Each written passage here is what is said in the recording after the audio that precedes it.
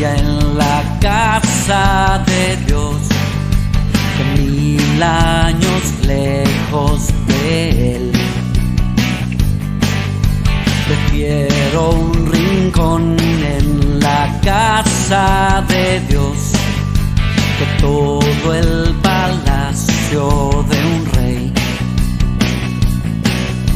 que todo el palacio de un rey.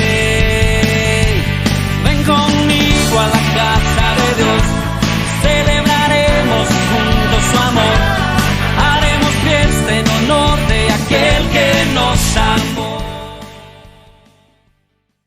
Mateo capítulo 18, desde el versículo 23.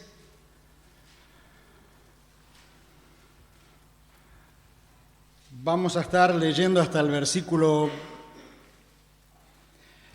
35. Una de las tantas parábolas desafiantes que el Señor Jesús utilizó para llevar una enseñanza puntual o una enseñanza acerca de un tema determinado que sus discípulos en principio tenían que aprender. Pero de todas maneras, para todos los oyentes, todos los que estaban dando vueltas por allí, presentes, curiosos, ocasionales, era un tema bien necesario. La pregunta en esta mañana tiene que ver con, o la reflexión en esta mañana tiene que ver con la paciencia. Nosotros hay veces que pensamos que la paciencia es algo que yo puedo manejar o no manejar de acuerdo con quién me estoy relacionando o no. No vamos a hablar en esta mañana de la paciencia que uno debería tener mientras espera 4 horas a que tal o cual persona le atienda. No vamos a hablar de la paciencia que debemos ejercer en algún lugar a esperar que tal o cual barrera se abra. No se trata de la paciencia que debemos desarrollar o tener cuando estamos haciendo alguna modificación o alguna obra en la casa y decimos, bueno, ¿cuándo van a terminar? ¿Cuándo va a terminar el pintor? ¿Cuándo va a terminar el constructor? ¿Cuándo se va a terminar eso? Y llega un momento en donde decimos, se me agota la paciencia, ¿cierto? ¿Alguna vez dijo eso? Aunque no esté reconociéndolo, es seguro, en algún momento lo pensó y lo seguiremos haciendo, ¿sí? Porque hay un momento en donde todo parece que comienza a cambiar. Queremos ya ver el producto terminado, ¿no? Tenemos el problema de lo instantáneo. Queremos que ya sea. Ya poner una pava con agua al fuego parece que invertir ese tiempo ya nos cuesta.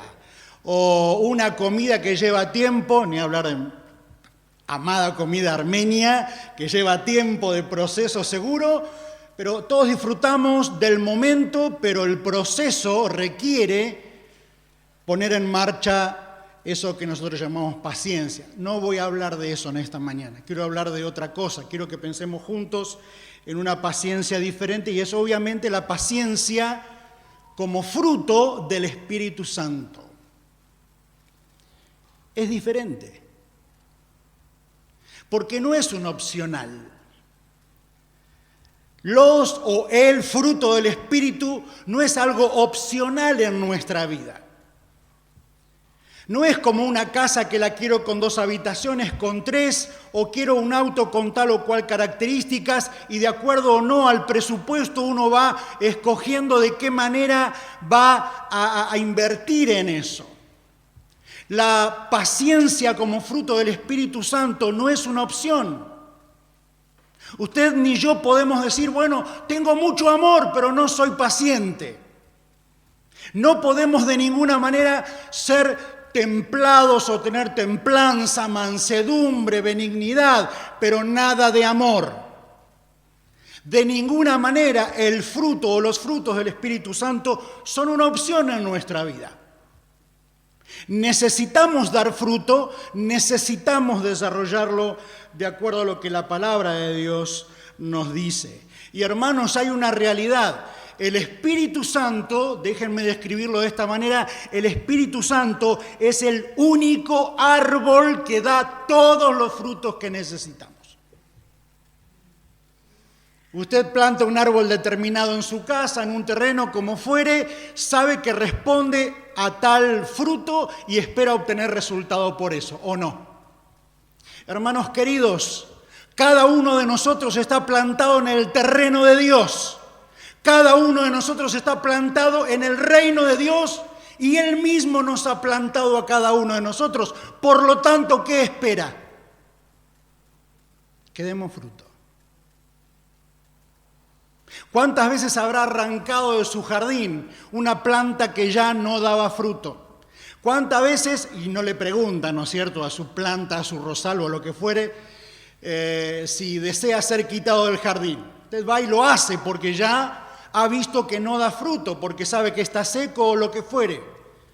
Va, mete su pala o lo que fuere y lo saca. De la misma manera el Señor Jesús espera que cada uno de nosotros demos fruto.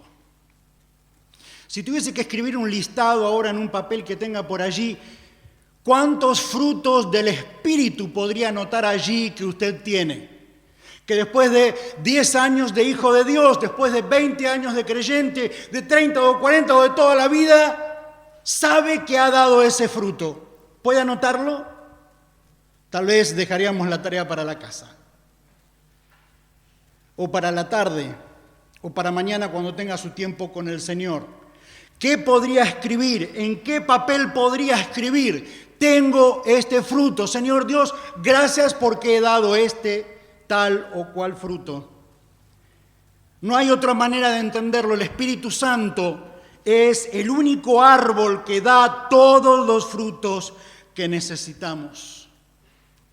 Hay veces donde andamos por las iglesias, las congregaciones, y decimos muy sueltitos, no, tal no es mi ministerio, tal no es mi fruto, tal cosa. Yo no digo que todos hagamos todo, pero hermanos, necesitamos dar fruto del Espíritu. Me pregunto si podríamos vivir o si podríamos prescindir en nuestra vida de algún fruto del Espíritu Santo.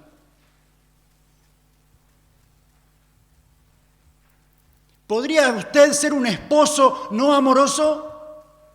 No contesten. ¿Podría ser una esposa no amorosa? ¿Podría ser un padre sin amor? ¿Podría serlo? No podríamos, de ninguna manera. De ninguna manera podríamos salir adelante, de ninguna manera podríamos seguir adelante de esa manera. Hermanos, la paciencia, qué tema, ¿no? Cómo esto nos va trabajando el corazón a todos. No podemos prescindir de ningún fruto del Espíritu Santo. Hablamos de un proceso, pero en el proceso tiene que dar todo. No hay otra manera de verlo. En principio, todos los frutos del Espíritu Santo son el resultado de la presencia del Espíritu Santo en cada uno de nosotros. Tal vez podríamos llegar a la conclusión o decir, bueno, no tengo tal o cual fruto porque, y tratar de armar más o menos un argumento desde lo humano. Pero cuando vamos a la palabra de Dios no vamos a encontrar ningún argumento, ningún texto que avale nuestra falta de fruto en el Espíritu Santo. No hay ningún texto que nos diga el Señor Jesús, bueno, Roberto, está bien, tranquilo muchacho, olvídate, trata de hacer lo que puedas en tu vida. Fíjate cómo vas a salir adelante, fíjate cómo vas a compartir la palabra, fíjate qué clase de papá podés llegar a ser. No, de ninguna manera, hermanos. Pero me parece que tal vez el creyente en algún punto, en algún momento, y estamos en casa reflexionando nada más que esto, en algún momento, en algún punto, necesita revisar urgentemente su vida. Hablamos de la cantidad de millones de creyentes evangélicos que son en el país. Vamos a hablar de lo nuestro. Pero no estamos viendo un cambio social. No estamos viendo que el creyente, el evangélico, aquel que se precia de alabar a Dios, de adorar a Dios, de orar a Dios, sea un virus que esté cambiando algo a su alrededor. Estoy hablando en términos generales. Somos un montón, somos 1 millón, todos los domingos nos congregamos miles por todos lados. Sin embargo, no vemos cambios sociales. No vemos a nuestros vecinos que estén cambiando producto de que un creyente evangélico esté plantado en ese barrio. De que un cristiano esté plantado en esa cuadra. De que un creyente, un hijo de Dios, esté plantado en ese edificio. Pero nos conformamos. Bueno, tal barrio es difícil, tal lugar, tal ciudad. Y vamos así, más o menos justificando nuestra vida de todos los días. Hermanos, ¿podríamos dar algún fruto nada más y no el resto?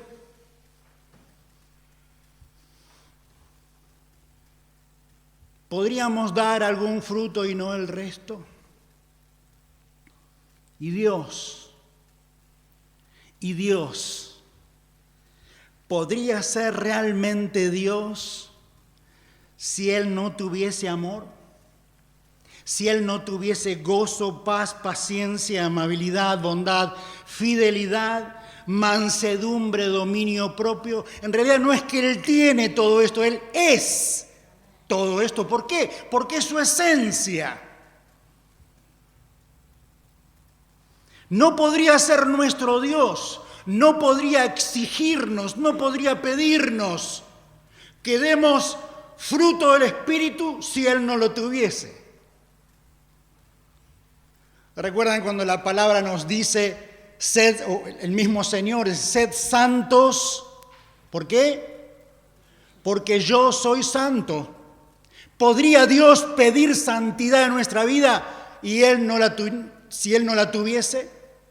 ¿Podría pedirnos algo que Él sabe no lo vamos a lograr? ¿Podría pedirle usted a su hijo, a su hermano o a quien fuere algo que sabe no lo va a dar? De ninguna manera. De ninguna manera. Muchos de nosotros, si no todos, podríamos decir, no, yo conozco a mi hijo, yo sé que él puede. Conozco a mi hermano, yo sé que él puede hacerlo. Hermanos,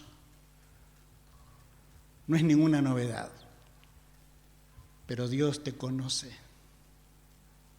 Dios sabe que podés lograrlo. No te pediría absolutamente nada que sepa que no lo vas a lograr. No podría ser nuestro Dios de esa manera. Ahora, hay algo que tenemos o que no hemos entendido todavía o nos cuesta, hermanos. Pensamos, como decíamos al principio, que los frutos del Espíritu o el fruto del Espíritu es una opción en nuestra vida. ¿Quién planta un árbol en su terreno si sabe que no va a dar fruto? ¿Quién planta una planta, un rosal o lo que fuese, si sabe que no va a recibir una sola flor de esa planta? ¿Quién iniciaría un proyecto? ¿Quién iniciaría un trabajo si sabe de antemano que no lo va a lograr? De ninguna manera. Nadie planta algo en su casa o en su jardín para que quede lindo. No se trata de tener fruto del Espíritu para que se nos diga de nosotros, wow, mirá qué increíble, qué bárbaro. No son medallas que tenemos colgadas, que se nos ponen para decir, este creyente va para adelante. Porque se nota en el andar, se nota cada vez que hablamos, cada vez que se manifiesta en nuestra vida delante de los demás. No hay otra forma. Él o los frutos del Espíritu son necesarios en nuestra vida, no son una opción, son y deben ser un desafío diario, semanal, anual, como quiera llamarlo. Necesitamos dar fruto del Espíritu Santo. ¿Por qué? Porque el fruto del Espíritu también habla de la calidad del terreno en la que estás plantado. Estás plantado en el reino de Dios. En esa tierra, todo lo que se planta en la tierra del reino de Dios crece. Todo lo que se planta en el terreno del reino de Dios da fruto. ¿Entiende eso? Entonces, cuando nos miramos al espejo de la palabra y decimos, me falta esto, no puedo con aquello, no puedo con lo otro, necesitamos revisarnos. Necesitamos mirarnos un poquitito hacia abajo y preguntarnos si realmente estamos plantados en la tierra de Dios. Pensamos tal vez que con venir y estar es suficiente. Y así vamos creyendo que encontrándonos domingo tras domingo y haciendo esto o lo otro, no es ninguna acusación, por favor, o haciendo esto o lo otro, bueno, más o menos estamos.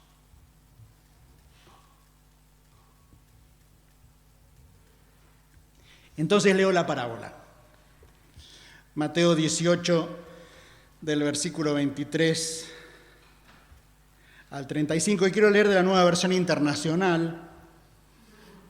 Dice lo siguiente: por eso el reino de los cielos se parece a un rey que quiso ajustar cuentas con sus siervos. Al comenzar a hacerlo, se le presentó uno que le debía miles y miles de monedas de oro. Como él no tenía con qué pagar, el Señor mandó que lo vendieran a él, a su esposa y a sus hijos, y todo lo que tenía para así saldar la deuda. Realmente un panorama sombrío. No estamos lejos, por más que sea una parábola, no estamos lejos de la realidad. Pero un panorama bastante complicado para el deudor. Palabra terrible, ¿no? A nadie le gusta deber nada. Sobre todo dinero. Nadie sale por la calle diciendo, qué lindo, debo miles y miles. Buenísimo. Nadie anda por la calle diciendo eso, lo padece. En el buen sentido lo sufre y trata de hacer todo lo posible para salir adelante, hablando mal y pronto. Sin embargo, el panorama que hay aquí, frente a lo que este rey está queriendo hacer, es un panorama realmente sombrío. Como él no tenía con qué pagar, entonces el Señor mandó, vuelvo a leer esto, mandó que lo vendieran a él, a su esposa y a sus hijos. O sea, la única manera para el rey de remediar esto es transformar a esas personas, a ese deudor, en un esclavo. O sea, que le sirva sin pagarle nada.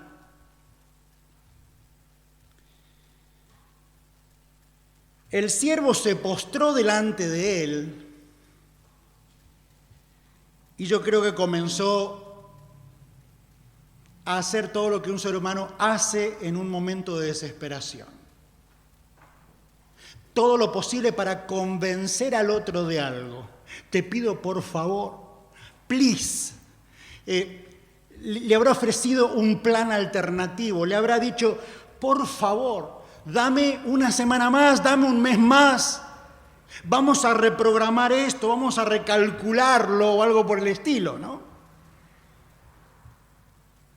Cualquiera de nosotros frente a esta situación haría todo lo posible para convencer al otro de que realmente vamos a saldar lo que debemos, aunque después no lo hagamos. Me imagino a ese hombre, me imagino a este siervo que tiene esta deuda con su empleador o que tiene esta deuda con su rey, diciéndole lo que le dice a continuación. Tenga paciencia conmigo. Tenga paciencia conmigo. Dice allí entre paréntesis que le rogó esto. Y cuando uno ruega, no le dice sencillamente esto, le ruega. ¿Alguna vez rogó por algo? Se ruega por lo que uno necesita, generalmente, no tanto por lo que el otro necesita.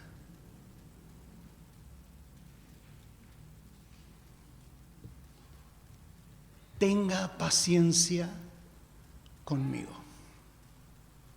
Se lo pagaré todo.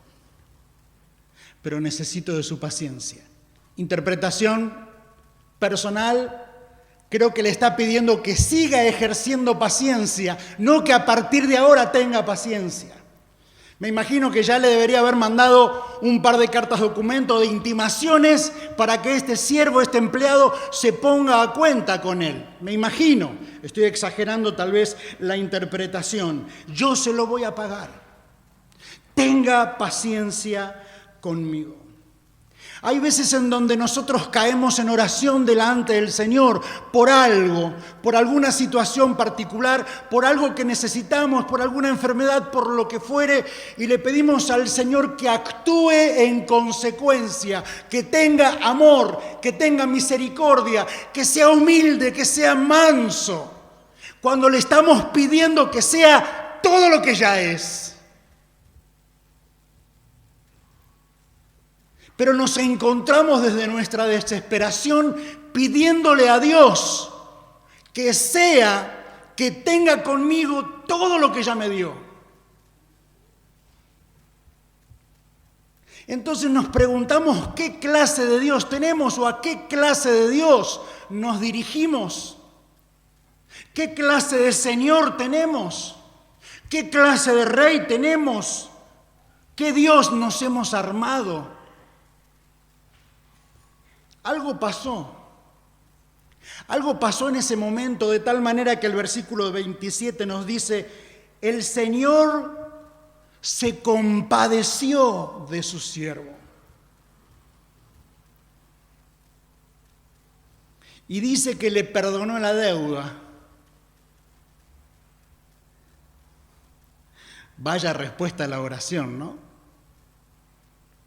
Cuando este hombre le pedía, por favor, un nuevo plan para poder saldar su deuda, este señor, movido a compasión, le dijo, no me debes nada.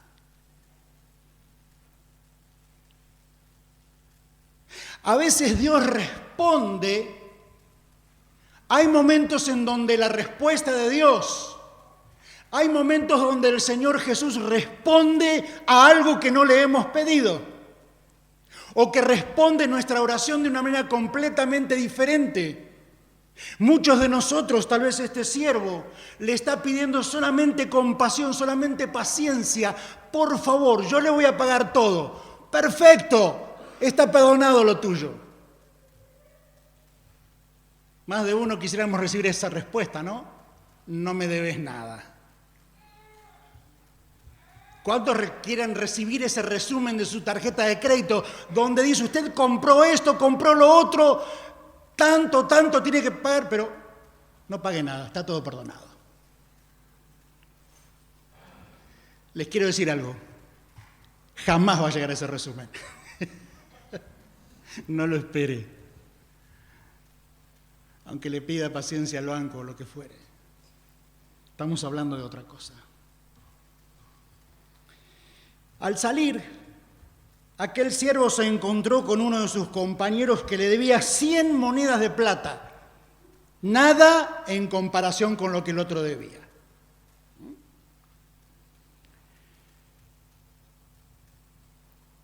Solamente le debía eso. Este hombre que había sido perdonado en su deuda, cuando vio a su deudor, fue movido a ira, no a misericordia. Dice que lo agarró por el cuello, imagínense ustedes eso, ¿no? Y comenzó a estrangularlo, dice mi versión. Podríamos hacer los ademanes. Y mientras lo estrangulaba, le decía, pagame lo que me debes. E imagino el rostro de ese hombre. El rostro del que iba siendo progresivamente estrangulado, cambiando de color, y el rostro de aquel que creyó estar haciendo justicia, ¿no? Bien. Su compañero se postró delante de él, lo habrá soltado en algún momento, se postró delante de él, ¿y qué le dijo? Ten paciencia conmigo. Lo mismo que él le había pedido al rey, ahora se lo pide un compañero. Ten paciencia conmigo, yo te lo pagaré, le rogó. Es la misma construcción, no hay ni una coma ni un tilde de más. Pero él se negó, más bien fue y lo hizo meter en la cárcel hasta que pagara la deuda. Cuando los demás siervos vieron lo ocurrido, se entristecieron mucho y fueron a contarle a su señor todo lo que había sucedido. Entonces el señor mandó llamar al siervo y le dijo: siervo malvado, te perdoné toda aquella deuda porque me lo suplicaste. Pregunta: ¿no debías tú también haberte compadecido de tu compañero, así como yo me compadecí de ti? Y enojado su señor lo entregó a los carceleros para que lo torturaran hasta que pagara todo lo que debía. No vamos a meditar en eso. Así también mi Padre Celestial los tratará a ustedes, a menos que cada uno perdone de corazón a su hermano. El pasaje da para mucho, pero sencillamente quiero compartir dos cosas que me parece que salen limpiamente del texto y que espero sean buenas, edificantes y de mucha reflexión para cada uno de nosotros. Hermanos, ¿qué es lo que vemos acá? En primer lugar, lo que yo veo es que la presencia de la paciencia como fruto del Espíritu bendice a otros. Cuando en tu vida, cuando en la mía, cuando en la vida de la congregación, de la familia de fe, comienza a manifestarse el fruto de la paciencia o el fruto del Espíritu en forma de paciencia, hay algo que sucede. Y eso que sucede es que hay bendición.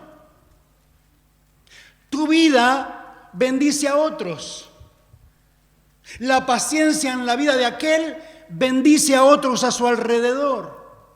La presencia de un vecino paciente como fruto del Espíritu bendice su cuadra, bendice a sus vecinos. La presencia de una familia paciente en tanto fruto del Espíritu bendice el entorno, bendice el trabajo, bendice la oficina, bendice la escuela. No es una medalla, soy paciente.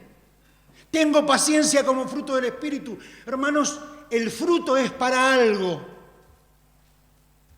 Y en este caso la presencia del fruto, paciencia, bendice a otros.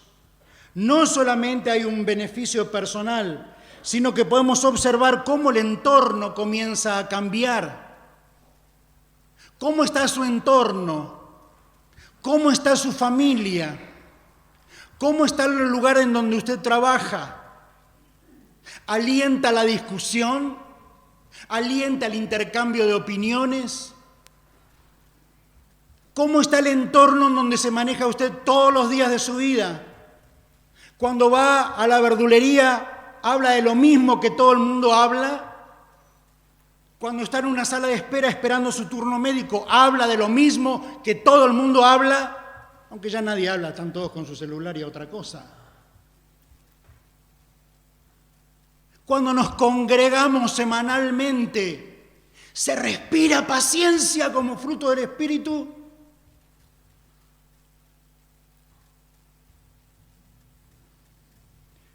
Hermanos, los árboles dan fruto para que las personas puedan disfrutar de ellos.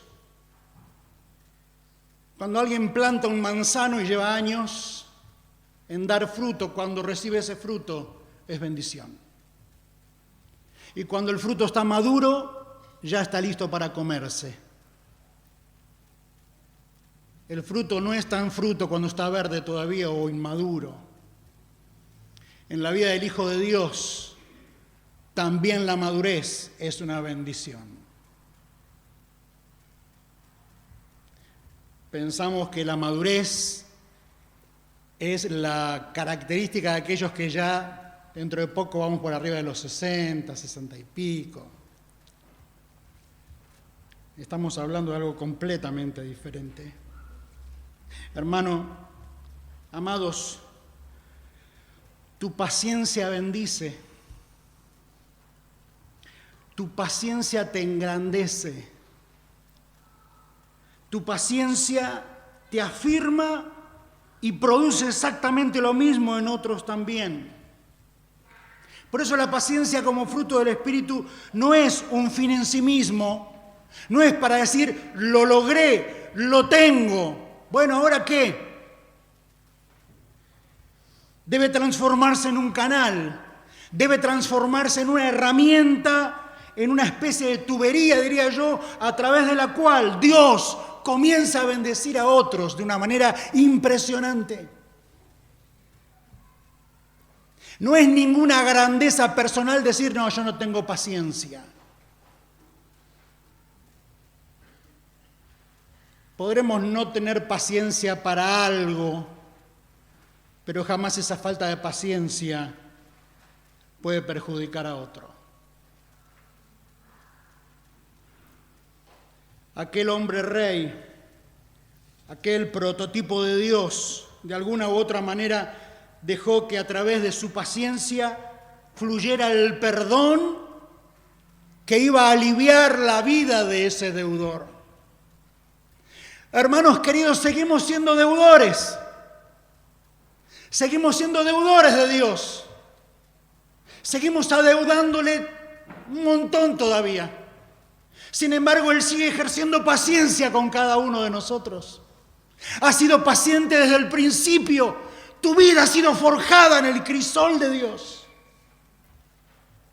Cada iglesia, cada congregación, cada familia de la fe está siendo forjada por Dios. Tiene paciencia para hacerlo.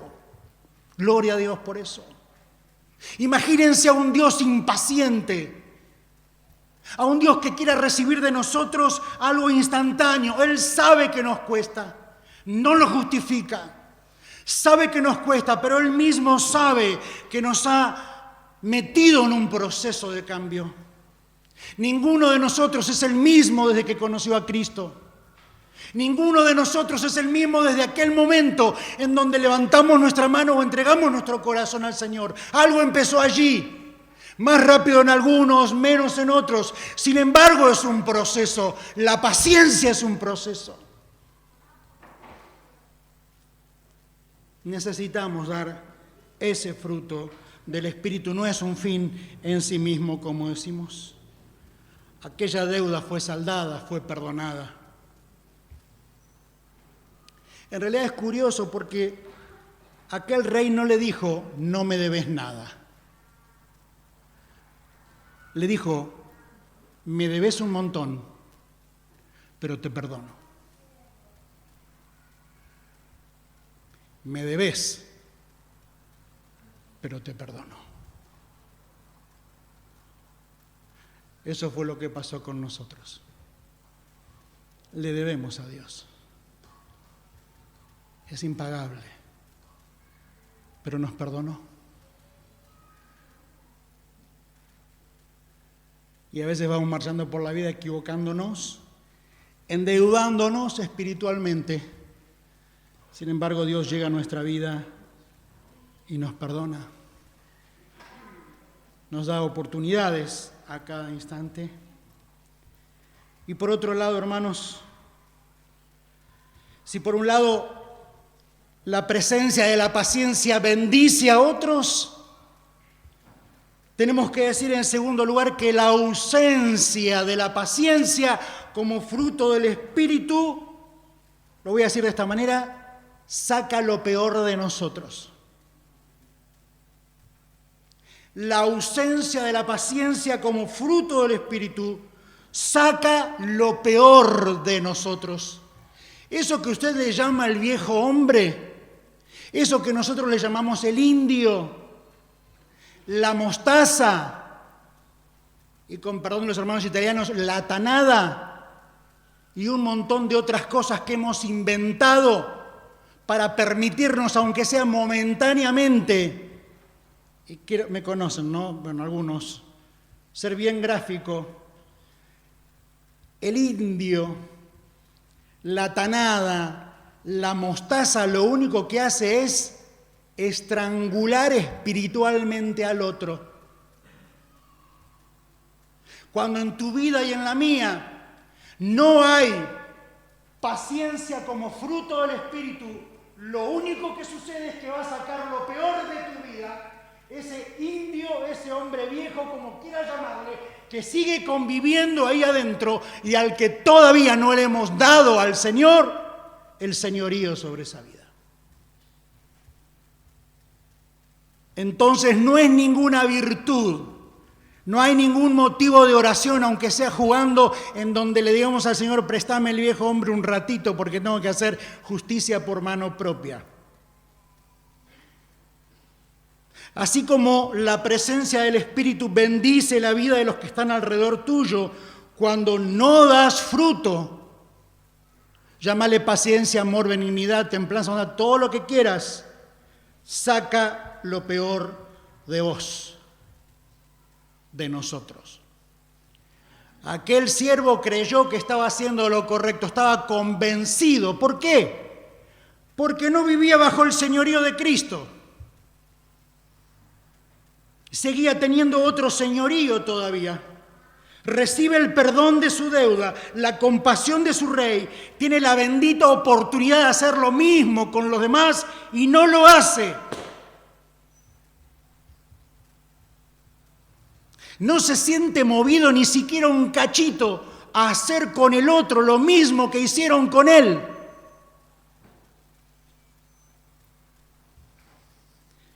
Estuvo lejos de tener la misma actitud, la misma misericordia, la misma paciencia que tuvieron con él. Mi pregunta en esta mañana, amados hermanos, familia mía, ¿por qué? ¿Por qué hay cristianos que no crecen? ¿Por qué hay creyentes que no dan fruto del Espíritu? ¿Por qué hay creyentes que no tenemos dominio propio? Que no tenemos ni paz ni paciencia. ¿Por qué hay cristianos que se han quedado con el ABC del Evangelio, con los palotes, como querramos llamarle, y no avanzan? ¿Por qué? ¿Cómo puede ser? ¿Cómo hay cristianos que todavía seguimos pensando o siguen pensando otras cosas?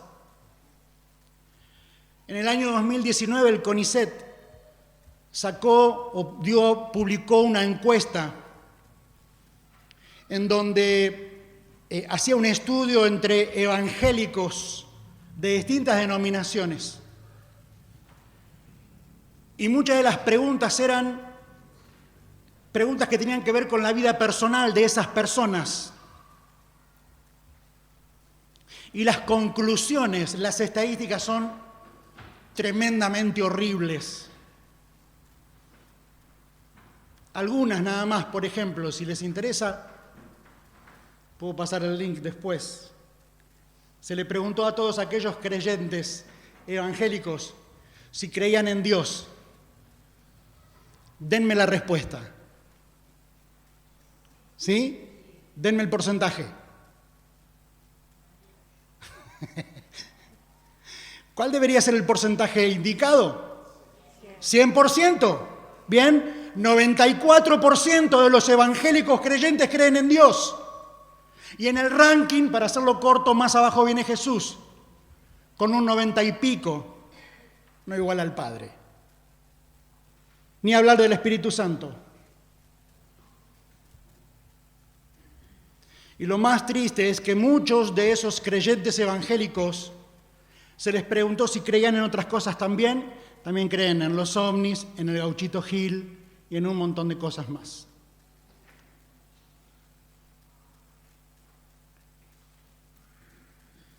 Hermano querido, ¿en qué cree usted?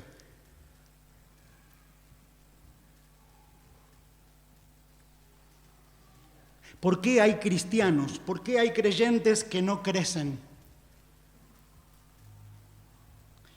Mi pregunta tiene base únicamente o respuesta únicamente en la palabra de Dios. No puedo verlo de esta manera. Cuando el apóstol Pablo escribe a los colosenses, tiene que salir al cruce de cosas que ya estaban pasando en los primeros años de la vida de la iglesia de Colosas. Pablo, cuando escribe a los Gálatas, se pregunta, ¿cómo puede ser que esté pasando esto?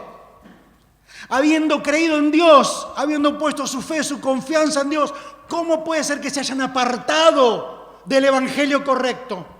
Y Pablo no sale de su asombro. Y cuando escribe a la iglesia de Colosas, les dice, siendo pues que habéis resucitado con Cristo, buscad las cosas de arriba, donde Cristo está sentado a la diestra de Dios.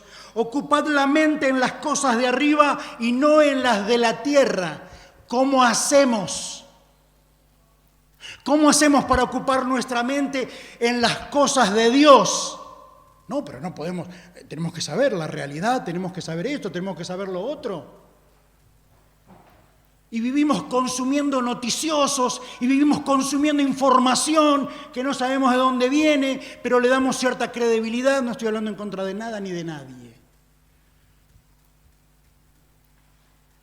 Somos lo que comemos. Somos lo que leemos. Somos aquello con lo que pasamos tiempo. Y perdónenme que se lo diga, pero yo termino este sermón y me voy. Si usted vive todo el día mirando televisión y novelas, su vida es una novela. Si usted vive todo el tiempo consumiendo noticias, y no estoy diciendo desconozcamos la realidad, su vida es una noticia. Somos lo que leemos. Somos lo que comemos. Si usted no se alimenta de la palabra de Dios, se alimenta de otra cosa. No hay un término intermedio. Si mi rey no es mi rey, entonces mi rey es otro. Si Cristo no es mi Señor, entonces mi Señor es otro. Si no como de la palabra de Dios, ¿cómo voy a dar fruto? Si creo que me alcanza con un encuentro dominical, ¿cómo voy a dar fruto? Si no estoy plantado en la tierra del reino de Dios, ¿cómo voy a dar fruto?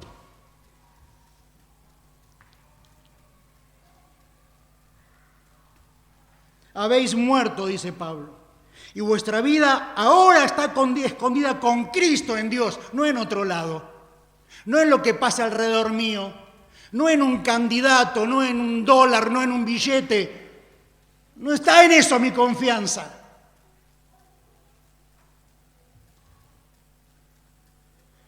Y cuando se manifieste Cristo vuestra vida, entonces también vosotros seréis manifestados con Él en gloria. Por lo tanto, dice Pablo, para poder interpretar los tiempos, para poder crecer como un hijo de Dios, hay algo que hay que hacer. Haced morir lo terrenal en vuestros miembros. Haced morir lo terrenal. O sea que todavía hay.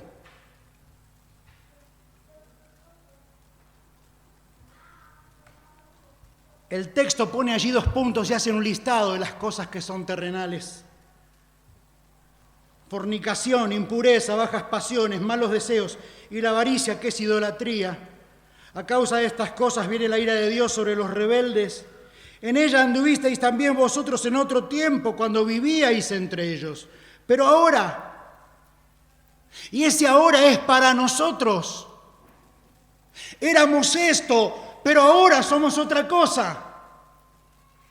Vivíamos en esto, pero ahora vivimos, se supone que debemos vivir en algo completamente diferente. Dejad también vosotros todas estas cosas groseras de vuestra boca. No mintáis los unos de los otros, porque habéis sido despojados del viejo hombre, etcétera, etcétera, etcétera. Y viene la propuesta para nosotros, entonces, hermanos, para darle tal vez el cierre a la reflexión. Como escogidos de Dios, santos y amados, vestíos de profunda compasión, de benignidad, de humildad, de mansedumbre y de paciencia. O sea que finalmente es una responsabilidad mía, es una tarea mía. Yo me tengo que vestir con todo eso. No puedo salir así nomás. No es una opción. Me tengo que vestir con todo esto que la palabra de Dios me pide. Y entre ellos, nuestra reflexión, la paciencia. Soportándoos los unos a los otros y perdonándoos los unos a los otros cuando alguien tenga queja del otro. De la manera que el Señor os perdonó, así también hacedlo vosotros. Pero sobre todas estas cosas, vestidos de amor, que es el vínculo perfecto, y entonces, solo entonces, la paz de Cristo gobernará vuestros corazones, pues a ella fuisteis llamados. 5 conclusiones para terminar. 5 respuestas a la pregunta ¿por qué no crecemos? A la pregunta de por qué el creyente no crece, que salen directamente del texto. De acuerdo a lo que el apóstol Pablo dice a la iglesia de Colosas, el creyente no crece porque sigue conviviendo con lo viejo. Lo viejo y lo nuevo en la vida de un hijo de Dios no es compatible. No sé si se dio cuenta de eso. Lo viejo y lo nuevo en la vida de un hijo de Dios que quiere crecer no es compatible. Dios no comparte su lugar con otro, no puede hacerlo. Pero nos pregunta a nosotros, o Él o yo. En segundo lugar, el creyente no crece, o algunos creyentes no crecen, porque la tarea de hacer morir lo terrenal es nuestra. Yo tengo que hacer morir lo terrenal en mi vida. Hay veces donde me paso la vida en oración. Señor, ayúdame a sepultar el viejo hombre. Señor, ayúdame a tener amor. ¿Cómo puede ser que Dios no haya respondido esa oración todavía? Nos pasamos la vida, Señor, dame paciencia. Señor, dame más mansedumbre, más benignidad. ¿Cómo puede ser que Dios no haya respondido esa pregunta? ¿Cómo puede ser que Dios no haya atendido ese motivo de oración en tu vida todavía?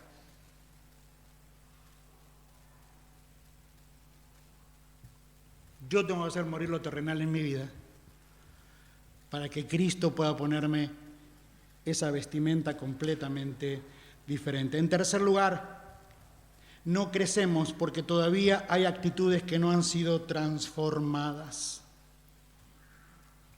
Todo lo que Pablo dice en este pasaje es algo que nosotros debemos hacer. En cuarto lugar, no crecemos porque tal vez no hemos invertido en la ropa que corresponde. El versículo 12 dice, vestíos de, y dice profunda compasión. Y todos los términos que siguen en el griego original también están precedidos por la expresión profunda. O sea, profunda compasión, profunda benignidad, profunda humildad, profunda mansedumbre y profunda paciencia.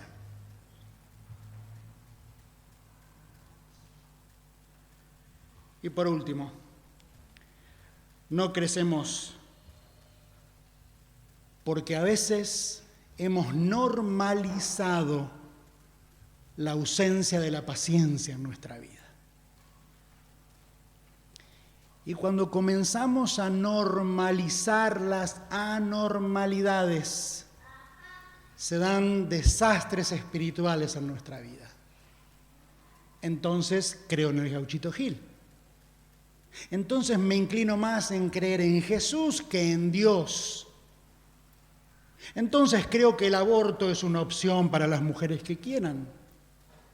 Todo eso viene cuando normalizo la ausencia del fruto del Espíritu, entonces comienzo a pensar y a creer todas esas otras cosas. Hermanos, queridos, que nada de esto nos pase. Que cada uno de nosotros pueda, como un hijo de Dios, desarrollado en el seno de la intimidad con el Señor, dar fruto que permanezca. No un fruto dominical, no un fruto de miércoles, un fruto que permanezca en cada uno de nosotros. Que el Señor les bendiga, que podamos orar unos por otros para que esto se manifieste definitivamente en nosotros y pueda haber cambios en nuestro entorno. No nos resignemos a normalizar todo lo que vemos a nuestro alrededor. Seamos creyentes que marquen la diferencia, que marquen un punto de inflexión en la vida de nuestros vecinos, de nuestros barrios, de nuestra cuadra, de nuestro país. Ha sido un placer estar con ustedes, compartir la palabra.